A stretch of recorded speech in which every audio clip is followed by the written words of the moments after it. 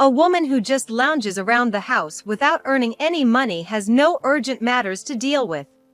Why are you staying at home without doing housework? My husband berated me when work piled up and I couldn't manage the household chores. In my anger, I left the house and an unexpected turn of events occurred because of something I discovered. My name is Michelle Anderson. I'm 49 years old and work as a designer. I design brochures for various lectures and events, and creating posters has been my recent job. I started this designer job 25 years ago, when I had my son and wanted to work from home. Before that, I worked in an office at a company, so I started my design career with zero experience. At first, I didn't understand the specifications and struggled with the design software. I even thought maybe this job wasn't for me. However, a senior colleague at my current company understood my situation and patiently taught me the basics. Back then, remote work wasn't common, but for me, with a newborn, they would share their computer screen online and guide me through various things. Thanks to that, I'm now in a position where I teach my juniors. While handling my own job, I also teach those who, like me, are starting from scratch aiming to become designers. During the day, I primarily work as a designer, and in my spare time, I somehow manage to get the household chores done. I live with my husband, John, and my son, Michael. John, 2 years older than me, is an IT professional. We met through a friend's introduction and bonded over attending concerts of a certain band, eventually leading to our marriage. Michael is now 25, and since graduating from college, he's been working at an insurance company nearby. Both of them seem great to outsiders, and neighbors are often like, "What a lovely husband and son you have." But in reality, both John and Michael are far from wonderful in my eyes. Before Michael was born, John was indeed a great boyfriend and husband. But after Michael's birth, when I quit my job, John changed drastically. Once I stopped working outside, John started boasting about his job, saying he's superior since he's the breadwinner, and began spending money recklessly. Even when I began working as a designer, he'd belittle my job, saying any home-based job was easy and anyone could do it, that he was the one doing all the complicated tasks, and he wouldn't listen when I tried to defend myself. "You, who can't earn much, should be grateful to me and listen to me." I've thought of leaving him multiple times because of such statements. The reason I didn't divorce was because I thought it'd be better for Michael to have a father. I grew up in a single-parent household without an adult at home. Remembering the loneliness from those times, I didn't want Michael to feel the same.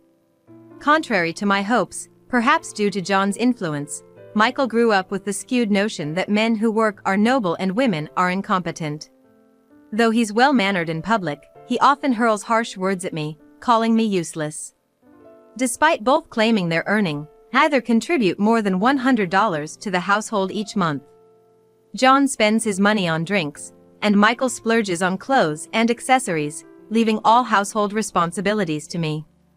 I was doing my best to manage the household finances while thinking every day about how to make ends meet. Furthermore, they both use their jobs as an excuse to avoid any housework. I once left chores undone, hoping they'd pitch in, but they ignored dishes piled in the sink and laundry baskets overflowing, forcing me to step in. I taught Michael basic chores when he was little, but now I wonder if he even remembers. This is why I'm left with all the housework. Even though I work too, I considered getting some handy household appliances to ease the chores, but John and Michael vehemently opposed. It was frustrating when they argue that, since I only work from home, it would mean I've hit rock bottom if I also cut corners with housework. No matter how often I explain that being a designer isn't easy, they just don't listen. They seem to think that just because I work from home, it's a laid-back job that requires no special skills.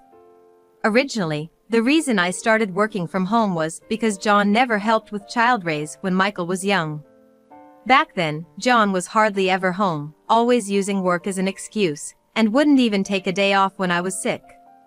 Even after work, he'd always go out for drinks with coworkers, claiming it was still part of the job. When I was struggling with child rearing and found out John had somehow arranged a celebratory drink for himself, I was livid. Yet, Thinking of Michael, I've continued our married life and started my home-based job. Seeing how Michael turned out makes me want to sigh. I tried hard to instill proper values in him, but in the end, he seemed to be influenced more by the closest male figure, John. Just yesterday, Michael returned home past midnight after hanging out, apparently having had junk food. He even left the trash on the dining table. While I shook my head at his behavior, I started my busy day with tasks like taking out the trash and making breakfast. Then, one day, just before 5 p.m., usual time I get off work, I was suddenly assigned a new project.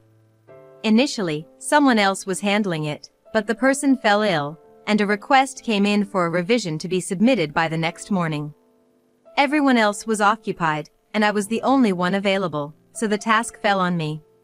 I usually enjoy flexible hours without overtime, but I decided to buckle down and get to work on this. Luckily, the original person in charge had sent me notes and documents from meetings, and the revision instructions weren't too complicated. Still, revising a design made for a client I'd never met or talked to was quite challenging. I reviewed the styles and themes of past client event posters and websites, making sure to try different approaches without straying too far from their preferences. By the time I felt I was finally done, it was already 9 p.m., and it took me by surprise. Before I realized it, what was once dusk outside had turned pitch black, and I had been so engrossed in my work that I even forgot to eat. At that moment, I heard the front door open. Around this time, it's usually John who comes home. Michael's been out late partying these days, so with that in mind, I pondered what to do next while sending out my data.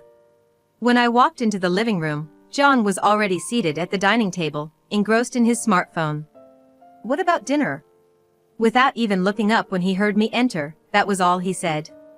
But, since I usually start preparing dinner after I finish work, I hadn't even begun cooking yet. Feeling a bit annoyed by John's attitude, I explained the situation. "I'm sorry. It's been a long day for me, and I haven't been able to prepare anything. I haven't eaten either, so how about we order food delivery?" I said this while making myself a cup of coffee in the kitchen, expecting an agreement from John. Instead, a loud thud reached my ears. I looked over to see John, glaring at me with anger, having slammed his fist on the table. "You haven't prepared dinner? What were you thinking?" Stunned by his sudden outburst, I found myself trying to justify my actions. I guess anyone would feel the need to defend themselves when confronted so aggressively. "Well, but you sometimes come home late from work too, right? Today was an urgent task, and there was just no helping it. No matter how regular a job might be with its 9 to 5 schedule, sometimes overtime is unavoidable." I thought that by comparing my situation to that, even John would understand. However, far from calming down, John's anger only seemed to intensify. He raised an eyebrow and began shouting at me. "A woman who lounges around at home without earning any money has no emergencies or responsibilities. What's the point of being home if you don't even do housework?" I always knew John felt this way, but it still angered me to have it thrown in my face so bluntly. He always belittles my job, and I wonder if he thinks of me as just some kind of maid or something. Driven by that thought, instead of my usual attitude, I directly countered him. "You know, I do work and I do get paid. If anyone's loafing around at home, it's you and Michael, isn't it?" For the first time in a while, expressing what I truly felt was a weight off my chest. On the other hand, probably because my words were true, John's face turned beet red in rage and he shouted even louder. "What the heck? You've got some nerve talking back when you're living off my money. That's it, get out right now." The smirk on John's face told me he was hoping I'd plead with him to stay. Certainly, he was probably expecting me to apologize to ensure I was not kicked out of this house, and to start preparing dinner right now. It was like tactics used by grade schoolers who bully their classmates. My husband says such things to the wife he lives with, and my son shares the same values. After hearing John's comments, I suddenly felt sick of living with such people. "Yeah, I got it. I'll leave now." I said that to John, who was smirking, and quickly packed my essential work laptop, some documents, and a few clothes into a bag. In addition to my usual handbag, I put on a big backpack filled with my belongings and headed for the front door. Noticing me, John, seemingly taken aback, hurriedly ran out from the living room. I guess he didn't think I would actually leave, and do so immediately. "Hey, where are you going?" Is panicking the right word? John asked with a voice that was a mix of confusion and urgency. Irritated by that, I sighed and looked back at John. "Didn't you tell me to leave?"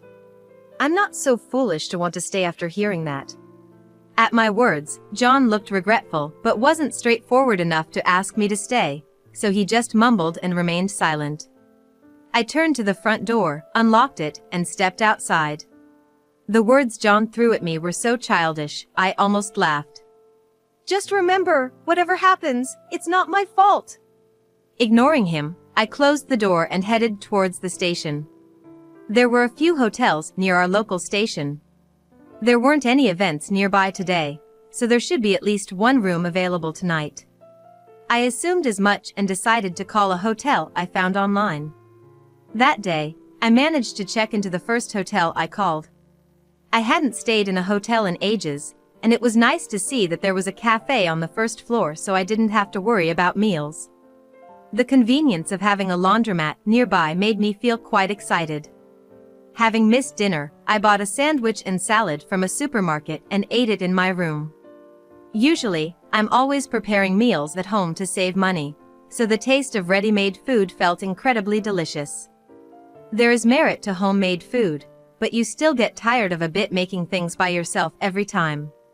My breakfast the next day was simple, toast and scrambled eggs, but not having to prepare it myself made it feel all the more special. After eating, I went back to my hotel room to work. Most hotels these days have internet access via Wi-Fi, so there were no issues there. The revisions I sent out yesterday got the green light from the client, so that was a relief. While working, I pondered what to have for lunch. When I thought about heading out for my lunch break, I noticed a message from John. The message was sent about 30 minutes ago, which was odd since John usually would be at work at this time. It seemed that John had taken time off just to harass me. "You won't have a home to return to anymore." With those words, he had attached a picture of my belongings scattered around the local dumpster. Around the same time, I also noticed a message from Michael. "Looks like Dad's been clearing out your stuff since this morning. Serves you right."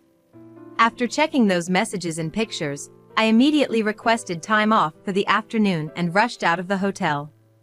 Many of the items scattered in the photos were work-related books which would cost a lot to replace. Moreover, even though the trash had already been picked up, I thought it'd be a nuisance to the neighbors to have my belongings scattered about. So, I rented a car and headed to the dump. When I got there, just as the pictures had shown, my work stuff, hobby books, and even clothes were scattered without being bagged. I couldn't fathom how someone could lack common sense to this degree. Frustrated, I gathered everything and stuffed it into the rental car. Among the scattered items, I noticed something out of place. Huh? Is this? While puzzled, I prioritized collecting my belongings and continued with the task. After collecting all my belongings, I decided to drive straight to my parents' home. My childhood home is about an hour's drive away. My mother greeted me with a surprised but warm smile. I didn't want to worry her too much, so I hid the details and just asked to store my things, and moved the dumped items into a room at my parents' place. She seemed to sense that something was amiss. Feeling guilty, I left my parents' place. After returning to the hotel from my parents' home, I did some work and then had dinner. There was something truly appreciable about having a meal made by someone else. Moreover, being freed from the day's domestic tasks, my work felt a lot easier. Normally, while working, part of my mind would always be occupied by household chores. Now, without those distractions, I could focus solely on work. Feeling content, just as I was about to drift off to sleep, my smartphone rang out of the blue. As my smartphone suddenly started ringing, I thought it might be work-related, so I answered the call without even checking the caller on the screen. "Hey! You took my treasure, didn't ya? Don't mess with me." The next instant, Michael's yelling blasted through the phone. It seemed he didn't care about how loud he was being either, because he was so angry or just to annoy me. As the ringing in my ears continued, I tried to comprehend what Michael was yelling about. Then, it hit me. I remembered something. To begin with, Michael's prized possessions were a collection of expensive sunglasses and high-end brand accessories that he cherishes deeply. Each piece has cost several $1,000s, and Michael had about 10 of them. Why would I take them? Didn't I just give you the jewelry box without saying anything a while ago? I used to keep all my jewelry in a jewelry box on the bathroom counter. But one day, Michael took out all my things and started putting his accessories in. I thought it was mine, but I figured it's better than getting complained at for damaging or losing his pricey items. So, I just gave the jewelry box to Michael. If I had any intentions of doing something to Michael's treasures, I would have taken precautions back then. However, Michael seemed to be convinced that I did it and wouldn't listen to reason. No, it was definitely you. Is this some sort of payback for what Dad did? I sighed in exasperation at Michael's outrage and how he conveniently forgot his own actions. I decided to share what I saw at the trash dump earlier. By the way, I might have seen my jewelry box at the dump. But I thought it was empty since it didn't have my stuff, so I left it. Upon hearing this, Michael's breath hitched. He probably realized his accessories and sunglasses might still be inside. The jewelry box was something I bought during my single days. John probably remembered it as my stuff and just discarded it at the dump without a second thought. After all, John wouldn't know that the things inside had changed to Michael's belongings. You gotta be kidding me! What are you gonna do about my accessories? It was almost midnight, and John should have been asleep by that time. Still, over the phone, I could hear Michael shouting angrily, presumably at John. I felt he didn't care about me anymore, and, annoyed by his immaturity, I hung up. Later, I decided to check out the mentioned trash dump. To my surprise, I found John and Michael arguing there. It's your fault for being so careless. Getting upset over some jewelry and sunglasses is just ridiculous. Self-centered John voiced his opinion, to which Michael retorted while stamping his foot in frustration. What? It's obviously Dad's fault. All of these cost more than $10,000, you know. Hearing the amount, John started yelling about wasteful spending, creating a vicious cycle of blame. In Michael's hand was a pair of sunglasses with broken lenses, rendering them worthless. The other accessories, which Michael had always kept in pristine condition, were probably damaged too. But John had carelessly dumped my luggage around here, so I bet there are scratches on the accessories as well. Oh my gosh, my necklace! If it's this damaged, it's worthless now. Michael lets out a scream-like shout, only to be mocked by John as being too effeminate. Arguing loudly in the middle of the night, I thought it would surely bother the neighbors, so I decided to intervene.